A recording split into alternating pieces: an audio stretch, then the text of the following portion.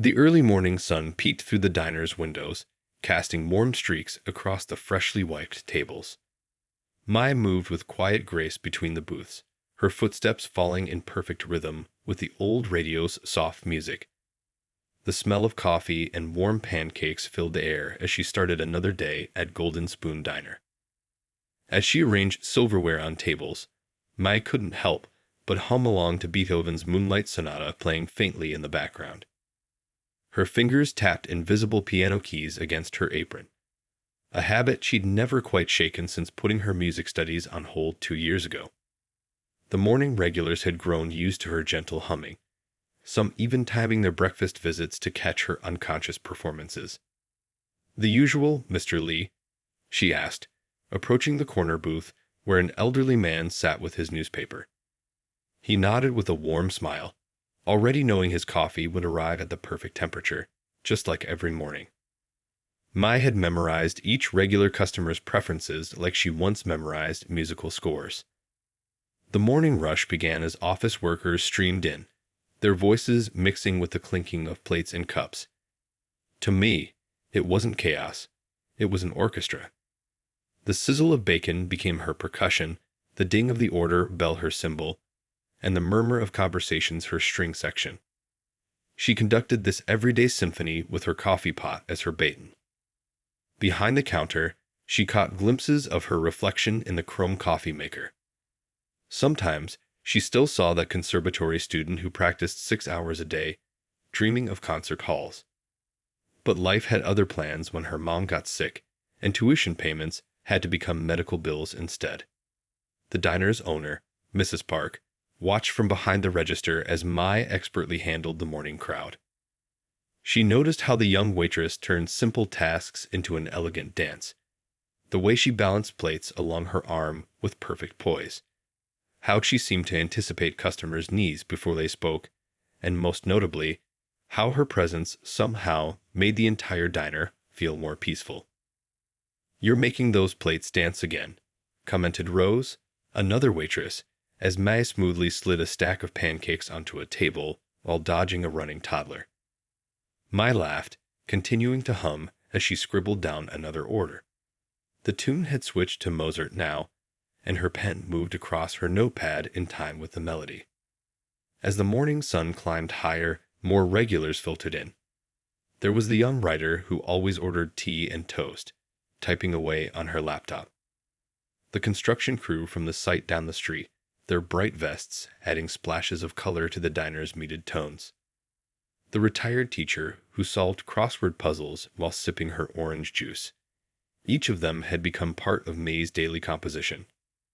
A group of high school students huddled in a corner booth, counting their change to see if they could afford breakfast. May recognized that look. She'd worn it herself not too long ago. As she approached their table, she was already planning to accidentally bring them extra hash browns, the way Mrs. Park used to do for her when she first started working here. The morning flew by in its familiar rhythm, but today felt different somehow. Maybe it was the way the sunlight caught the dust motes dancing in the air, or how the coffee machine's hum perfectly complemented the classical piece playing on the radio. Or perhaps it was simply that Mai had finally found her own kind of music in this unexpected place, conducting her own symphony amid the breakfast rush. The lunch rush was in full swing when it happened. Mai was carrying 3 plates of steaming stir-fry in one hand and balancing a tray of drinks in the other. The radio had switched to classical music, and without thinking, she started humming along to Chopin's Nocturne in E-flat major, her voice rising and falling with the complex melody. Most customers were too busy with their phones or conversations to notice, but one man sat completely still, his soup spoon frozen halfway to his mouth. He was older, probably in his 70s, with silver hair and kind eyes behind wire-rimmed glasses. As Mai passed his table, she noticed him watching her with an expression of surprise. "Young lady," he called out softly as she finished delivering her orders. "That piece you were humming, Chopin's Nocturne. You didn't miss a single note." Mai felt her cheeks warm. She hadn't realized she'd been humming loud enough for anyone to hear. "Oh, I'm sorry if it bothered you," Sometimes I get carried away. The man, who introduced himself as Mr. Chen, no relation, shook his head. Bothered? No, no. I'm amazed. Do you know how rare it is to have perfect pitch? And to maintain such complex harmonies while carrying out other tasks? A teenager at the next table spilled his soda, and Mai quickly excused herself to clean up the mess. But Mr. Chen waited patiently, stirring his soup with deliberate slowness. When she returned with fresh napkins, he asked, "Where did you study?" The question made her pause. Through the kitchen window, she could see Mrs. Park preparing orders, her hands moving quickly over the grill. "I was at the City Conservatory," Mai finally answered, "for a while." The lunch crowd thinned out, but Mr. Chen stayed, ordering coffee and then dessert. He told her about his 40 years teaching music theory, about talented students he'd watched grow into accomplished musicians. With each story, Mai found herself sharing more of her own. About the old upright piano her parents bought secondhand when she was 6, about practicing scales until her fingers ached, about the day she had to withdraw from school. "Life happens," she said, refilling his coffee cup. "Mom got sick, bills piled up. Music had to wait." "But you haven't stopped playing, have you?" he asked, noting how her fingers still moved in time with the music. Mai thought about the keyboard app on her phone, how she practiced silently during her bus rides home. "Not completely. I just found different ways." The afternoon sun streamed through the windows, creating patches of warmth on the diner's worn linoleum floor. A young mother at a nearby table was trying to feed her fussy toddler, so Mai started humming a gentle lullaby. Within minutes, the child's eyes began to droop. "You see," Mr. Chen said softly, "music isn't just about concert halls and perfect acoustics. It's about moments like this, connecting with people, making their lives a little bit better." As Mai cleared away his dishes, Mr. Chen wrote something on a napkin. "I still teach privately," he explained, sliding it across the table. "Just a few students, mostly in the evenings. If you're interested." Mai looked at the napkin, then at the clock above the counter. Her shift would end in an hour, and she had promised to help her mom with physical therapy tonight. Life was already a careful balance of work, family, and sleep. But as she tucked the napkin into her apron pocket, she felt something she hadn't in a long time, the flutter of possibility, like the first notes of a new piece waiting to be played. That napkin sat in Mai's apron pocket for 3 days. She'd take it out during breaks, smooth the wrinkles, and read Mr. Chen's neat handwriting over and over. The possibility of music lessons tugged at her heart, but reality kept her feet firmly on the ground. Between working full shifts at the diner and helping her mom, there simply weren't enough hours in the day. On the 4th day, Mrs. Park caught her staring at the napkin again in the break room. The older woman pulled up a chair, the familiar scent of cooking oil and ginger following her. "Something on your mind?" she asked, her voice gentle.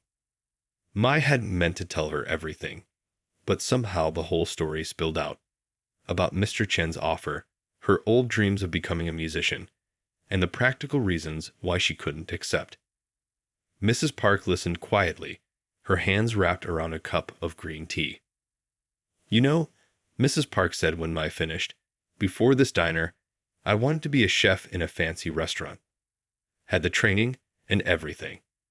She smiled, remembering. "Life took me down a different path, but that doesn't mean I stopped cooking. Sometimes we just need to find a new way forward." The next morning, Mai found her schedule posted on the break room wall. Her usual morning shifts had been rearranged, leaving 3 evenings free each week. When she tried to protest, Mrs. Park waved her off. "The morning rush won't collapse without you," she said with a wink. "Besides, I've been meaning to move people around anyway." That afternoon, Mai finally called the number on the napkin. Her hands shook as she dialed, but Mr. Chen's warm voice put her at ease. They arranged for lessons twice a week. All he asked in return was that she practice regularly and play her heart out. But I don't even have a piano anymore, Mai admitted, her voice small. We'll start with my piano, Mr. Chen assured her. Music finds a way, dear. It always does. Her first lesson was scheduled for Thursday evening. Mai spent the whole day feeling like she was walking on air, humming more than usual as she served customers. The regular morning crowd noticed her extra bounce, and even the grumpiest customer seemed to catch her mood. That evening, after her shift, Mai stood on Mr. Chen's porch, wiping her sweaty palms on her jeans. The house was small but welcoming, with wind chimes that sang softly in the breeze. Through the window, she could see an upright piano, its warm wood glowing in the evening light. Remember, Mr. Chen said as he opened the door, this isn't about becoming famous or playing in grand halls. This is about keeping your music alive, whatever form that takes. The first touch of the piano keys felt like coming home. Yes, her fingers were stiff from carrying trays, and yes, she stumbled over passages that used to flow easily. But the music was still there, waiting patiently, like an old friend. As she practiced a simple piece, Mr. Chen noticed how she incorporated the rhythms she'd learned at the diner, the natural ebb and flow of a busy restaurant finding its way into the classical notes. You've learned something valuable, he observed. Music isn't just in concert halls. It's in the way you move, the way you work, the way you live. Back at the diner the next day, May shared her excitement with her mom, who had stopped by for lunch. Her mother's eyes grew misty as she watched her daughter practically dance between tables, knowing that some dreams don't die. They just need time to find their own unique melody. Just promise me one thing, Mrs. Park said later as Mai was hanging up her apron. When you're ready, play for us here. This place could use a little more music. 2 months into her music lessons, Mi's hands told the story of her double life. Her fingertips were calloused from piano keys, her palms reddened from carrying hot plates, and her wrists ached in ways they never had before. But it was her eyes that showed the real toll, dark circles that even her brightest smile couldn't hide. The morning rush was especially busy that day. Mai had stayed up late practicing a particularly challenging piece, and now her tired hands trembled slightly as she poured coffee. A regular customer, an old grandmother who came in every Tuesday, reached out and steadied the coffee pot. You look exhausted, dear, she said softly. Sit with me a moment. Oh, I couldn't, Mai replied, glancing at the growing line of customers. But Mrs. Park was already walking over, dish towel slung over her shoulder. Take 5 minutes, Mrs. Park insisted, taking the coffee pot. The world won't end if someone waits an extra minute for their refill. Mai sank into the booth across from the grandmother, who everyone called Nay Nay. The older woman pushed her untouched toast toward Mai. When was the last time you ate? Mai tried to remember. The days had begun to blur together. Wake up, help mom with morning exercises, rush to work, serve customers, dash to piano lessons, practice until her fingers cramped, sleep for a few hours, repeat. She'd been running on coffee and determination. My grandson's a musician, Nai Nai said, watching Mai pick at the toast. Plays violin in the city orchestra. He told me once that music is like breathing. You need both the notes and the rests. Without the silence between notes, there's no song. That afternoon, during her break, Mai found herself dozing off in the break room. Her sheet music lay scattered on the table, and her hands, even in rest, curved like they were reaching for piano keys. The sound of dishes clattering in the kitchen blended with the melodies in her dreams. A young couple at table 7 noticed her stifling yachts as she took their order. Hey, the woman said gently, isn't that Chopin you're humming? May nodded, surprised they'd recognized it. The couple shared a look, then the man spoke up. We're music students at the community college. That piece you're humming, we're studying it in music theory. Before she knew it, Mai was discussing chord progressions while refilling water glasses. The couple stayed through the afternoon lull, and other customers joined the conversation. a businessman who played jazz piano as a hobby, a retired music teacher, the high school student learning guitar. You know what this place needs? The businessman said, looking around the diner. Some live music. That evening, as Mai practiced at Mr. Chen's house, her tired fingers kept slipping on the keys. Instead of his usual gentle corrections, Mr. Chen closed the piano lid. "Tell me what you hear right now," he said. Mai closed her eyes. The hum of the refrigerator, a dog barking outside, the soft tick of a wall clock. "Life," she answered. "Yes," he smiled. "Music isn't separate from life. It's part of it. When you're serving customers, that's not time away from music.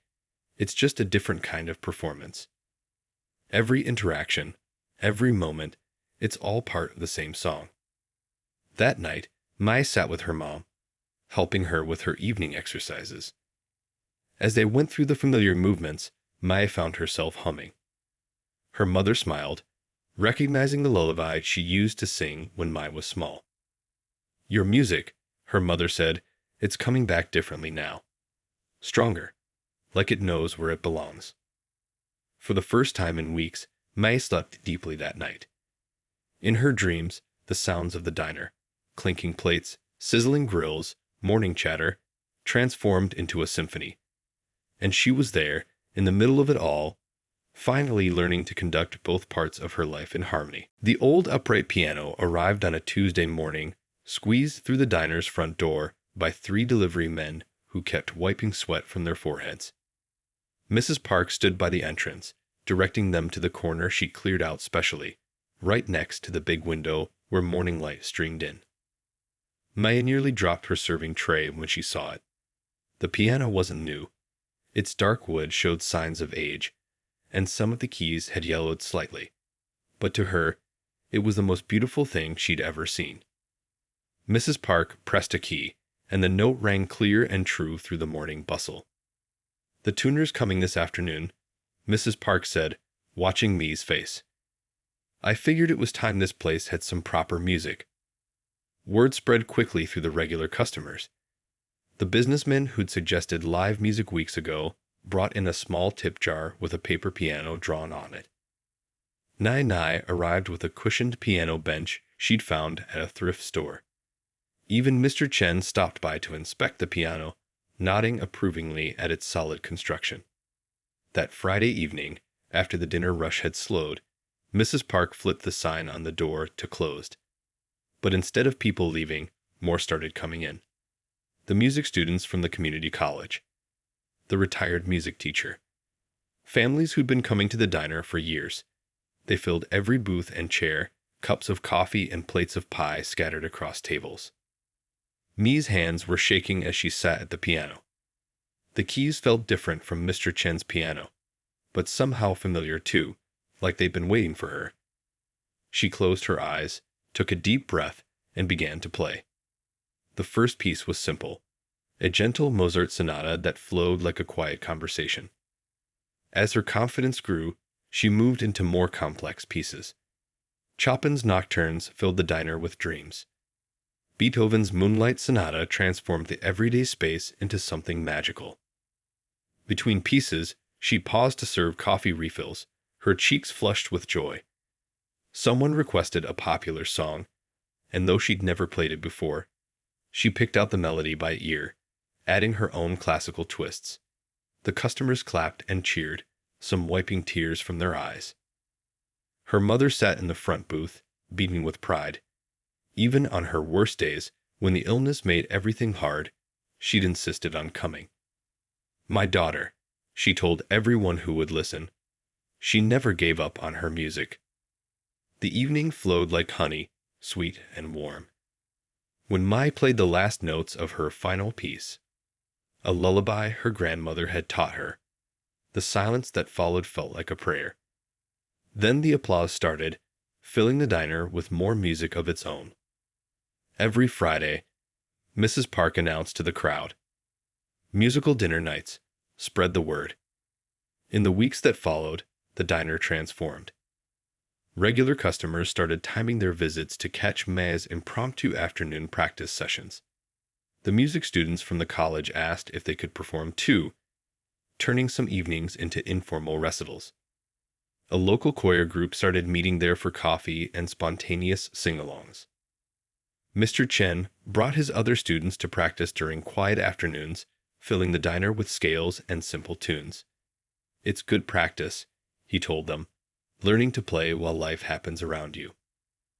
One morning, as Mai wiped down tables before opening, she caught her reflection in the window. The tired look in her eyes had been replaced by something else, a quiet confidence, a sense of purpose. The piano in the corner wasn't just an instrument anymore. It was a bridge between her two worlds. A delivery truck pulled up outside, bringing the day's fresh ingredients. The kitchen staff began their morning prep, pots and pans, creating their usual symphony. Mai sat down at the piano, playing a soft melody that blended with the sounds of the diner waking up. This was her music now, not just classical pieces on a stage, but the sound of real life, of community, of dreams finding new ways to come true. The letter arrived on a busy Thursday morning. Mai found it in her locker during her break, the prestigious Music Academy's gold logo gleaming on the envelope. Her hands trembled as she read the words, "Partial scholarship offered." The amount was generous, but not enough to cover everything. Still, it was more than she'd ever dreamed possible. She sat in the break room, reading and rereading the letter until the words blurred. Through the door, she could hear the familiar sounds of the diner, the chatter of customers, the clinking of plates, the sizzle of the grill.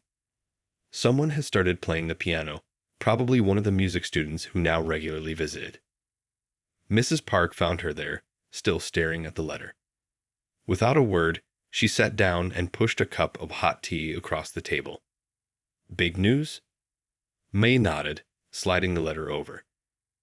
As Mrs. Park read, Mai looked around the break room, at the photos now covering one wall, snapshots from their musical dinner nights, group pictures of impromptu performances, candid shots of customers enjoying the music. This place had become so much more than just a job. "My mom's getting better," Mai said softly. "The new treatment's working. She can do more things on her own now. But the medical bills." "Life's funny," Mrs. Park said, folding the letter carefully. "Sometimes it gives you exactly what you wanted, right when you're not sure you want it anymore." That evening, during the dinner rush, Mai noticed how different customers reacted to the music. A tired mother relaxed as her fussy toddler calmed down listening to a gentle melody.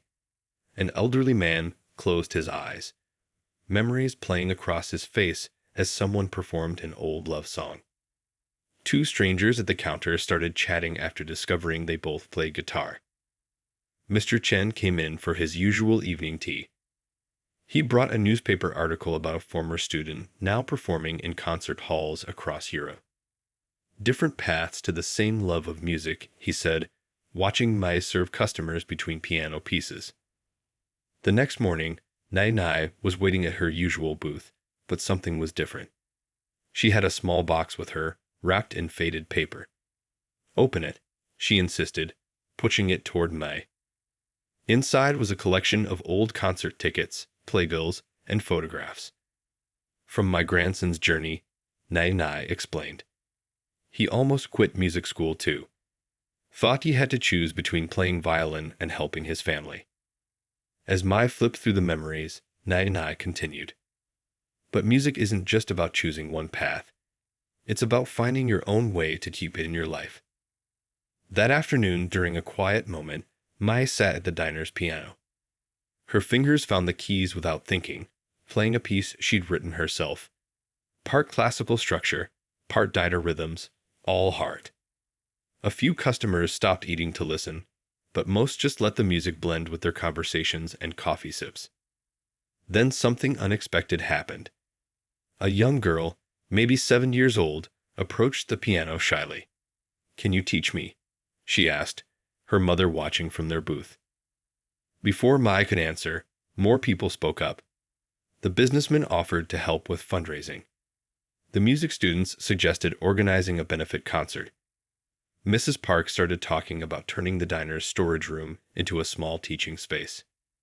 You see, Mr. Chen said, appearing at her elbow. Sometimes the music finds its own way.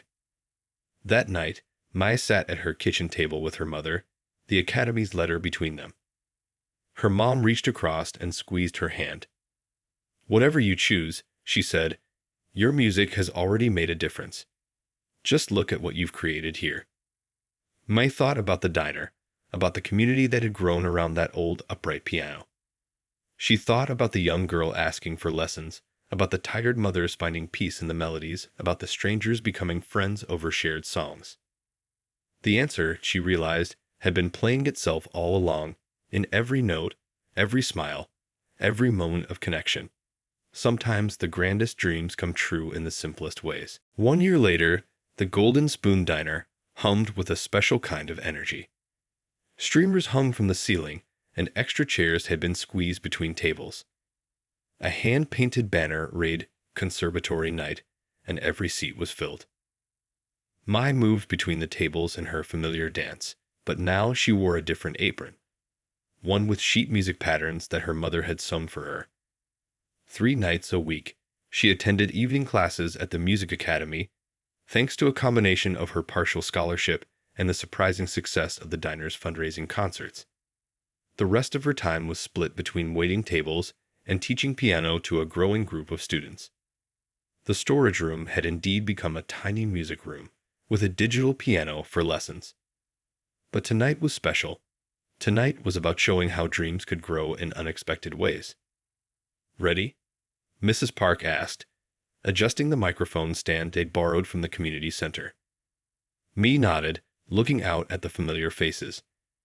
Her mother sat in her usual spot, looking healthier than she had in years. Mr. Chen was there too, beaming like a proud grandfather. The evening began with one of Mai's youngest students, a little boy who'd been coming to the diner with his truck driver father for months. He played a simple piece, his small fingers careful on the keys, his father recording every moment on his phone. Then came 2 of the music students from the college, performing a duet they'd practiced during countless coffee breaks. The businessman who'd first suggested live music played a jazz piece, his tie loosened, his usual serious expression replaced by pure joy. Between performances, Mai served coffee and pie, just like always. But now customers asked about music lessons as often as they asked about the daily specials. The diner had become more than a restaurant. It was a place where music and life flowed together naturally. Finally, it was Mai's turn. She sat at the old upright piano, its wood now bearing coffee rings and small scratches that told stories of its own. The piece she'd chosen was one she'd composed herself, inspired by her journey. It started with classical structure, but wove in the rhythms of diner life. The morning rush, the quiet afternoons, the evening gatherings. As she played, memories floated through the room like dust motes in sunlight. The day the piano arrived. Her first performance. The moment she decided to find her own path, combining her love of music with her love for this community. The final notes faded into applause, but Mai wasn't finished. She motioned to her students, and one by one, they joined her at the piano. Together, they played a simple arrangement of a popular song, their different skill levels blending into something beautifully imperfect and real. Nai wiped tears from her eyes. This, she declared to anyone who would listen, this is what music is supposed to be. Later that night, as they were cleaning up, Mrs. Park found Mai sitting at the piano, playing softly. Do you ever wonder, she asked, what would have happened if you'd chosen differently? Mai looked around the diner, at the tip jar decorated by children's drawings, at the wall of photos that kept growing, at the piano that had changed everything. I didn't choose differently, she said. I chose both. The next morning, she arrived early as usual. The sunrise painted the diner in gentle colors as she set up for the day. A delivery truck rumbled outside, the coffee maker gurgled to life, and early birds began trickling in for breakfast. Mai sat down at the piano, playing a quiet melody that welcomed the new day. This wasn't the future she'd imagined when she was younger, dreaming of concert halls and spotlights. It was better. A life filled with music that touched people's everyday moments, that brought joy in simple ways, that proved dreams don't have to look like what we first imagined. The morning sun caught the dust motes dancing in the air, and for a moment, they looked like musical notes floating through the diner, carrying the promise of another day filled with possibilities, another chance to make ordinary moments extraordinary through the power of music.